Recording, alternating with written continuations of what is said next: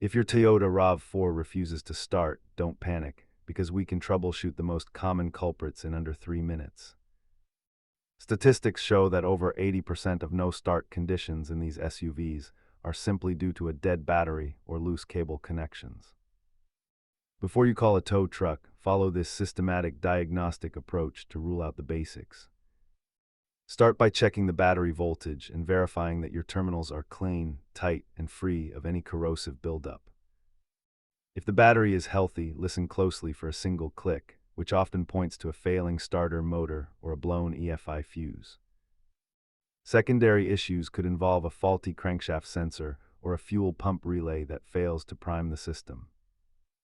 Simple electrical cleaning is a great DIY task, but internal starter or fuel pump issues usually require professional shop equipment.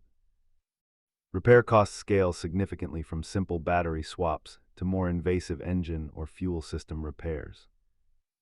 Use an OBD-I scanner to pull codes and perform fuel pressure or spark tests if the engine still refuses to fire. Keep a basic toolkit including a multimeter and a scan tool in your RAV4 to handle these diagnostics on the road. Remember that safety is your top priority, so always disconnect the battery before working on any electrical connections. If this video helped you get your RAV4 back on the road, leave a comment below and subscribe for more repair guides.